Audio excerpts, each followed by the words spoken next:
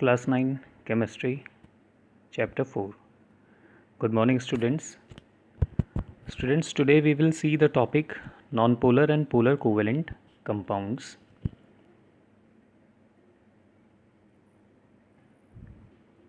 But before that, you see page number 72, right hand column, topmost box. There is a definition called covalency. So what is the meaning of covalency? Covalency of an atom is the number of its electrons taking part in the formation of shared pairs. Okay, so how many electrons are given by a atom during the sharing or during the covalent bond formation, that very number is called the covalency. For example, covalency of hydrogen is 1, for oxygen it is 2, for nitrogen it is 3, and for carbon it is 4. This is because in case of covalent bond formation by hydrogen, it will donate its 1 electron. If covalent bond formation is there regarding oxygen, then it will also donate 2 electrons. In case of nitrogen, it will give 3 electrons. In case of carbon, it will give 4 electrons for the sharing. Okay. So although I said donate, but here it is for sharing I am saying. Okay. Now let us turn our focus to this non-polar covalent compound. Now dear students, a non-polar covalent bond or a non-polar compound is formed when the shared pair of electrons are equally distributed between the two atoms. So one example I am drawing over here. For example, if I take the chlorine, okay, chlorine molecule.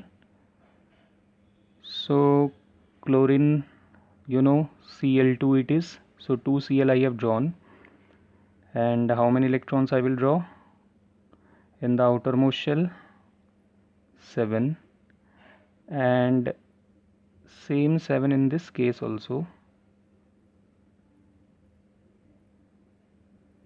Now students, you can see that the left hand chlorine and right hand chlorine both are basically same elements. Okay, so their electronegativity will also be the same, and hence the shared pair of electron, which shared pair? This one.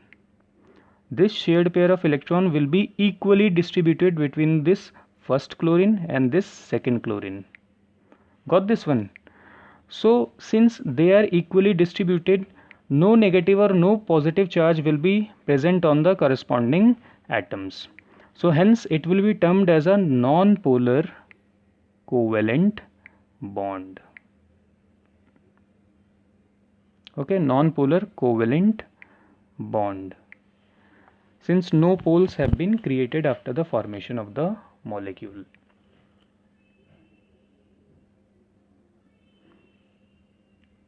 Some more molecules, some more example I am drawing, like H2.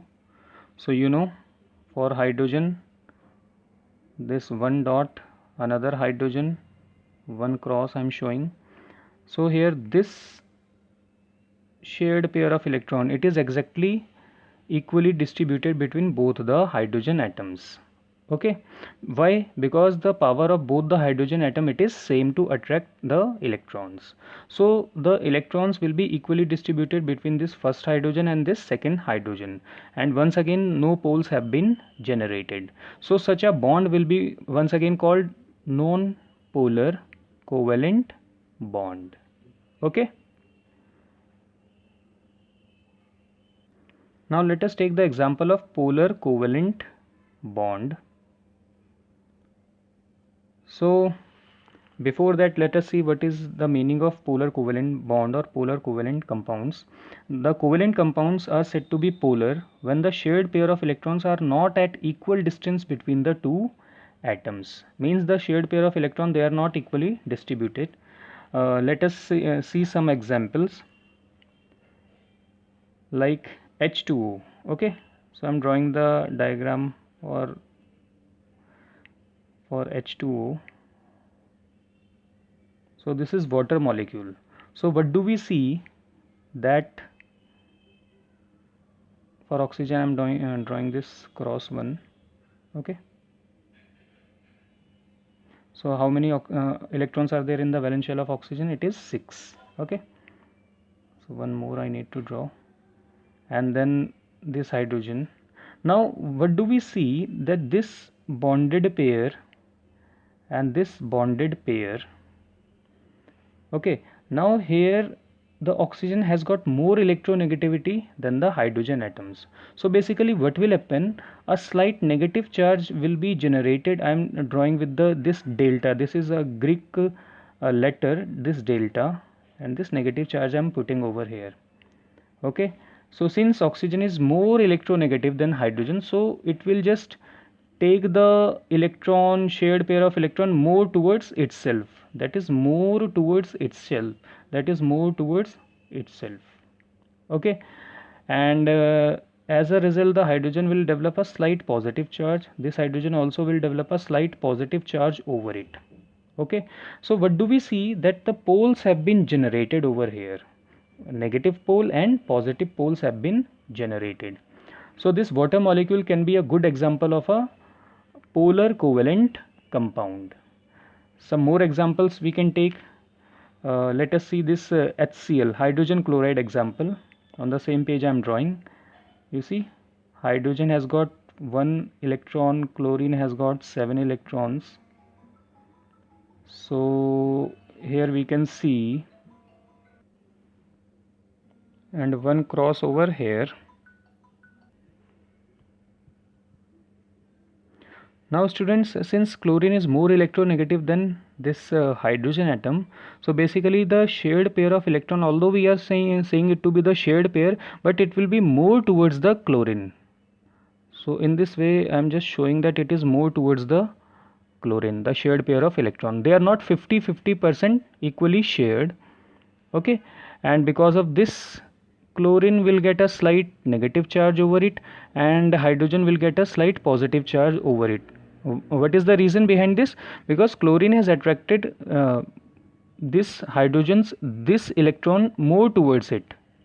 Okay, that's why it has got this negative charge, slight negative charge, and as a result, since the electron is far away from hydrogen, so it will develop a slight positive charge. So here once again two poles have been generated, that is positive pole and negative pole.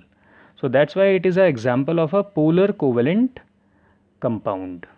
Okay, now students, you can easily identify which are polar covalent compound and which are non-polar covalent compound. You see the example which we took for the non-polar covalent compound. Basically, if the elements are same, for example chlorine molecule, both the chlorine are same, oxygen molecule, both the oxygen are same, nitrogen molecule, both the nitrogen, that means N2, so both the nitrogen are same, hydrogen molecule H2, so both the hydrogen are same. So the covalent bond formed there will be a good example of a non-polar covalent bond. But how we are going to identify the polar covalent bond? You see, if different species are there in the formation of covalent bond, then such a compound will be called polar covalent compound. Okay, so here you can see, in case of water, one is hydrogen, another one is oxygen. In case of hydrochloric acid, one is hydrogen, another one is chlorine. Okay, so different elements are there. So students, this is all for today, and we have now completed this chapter. Till our next meeting, goodbye.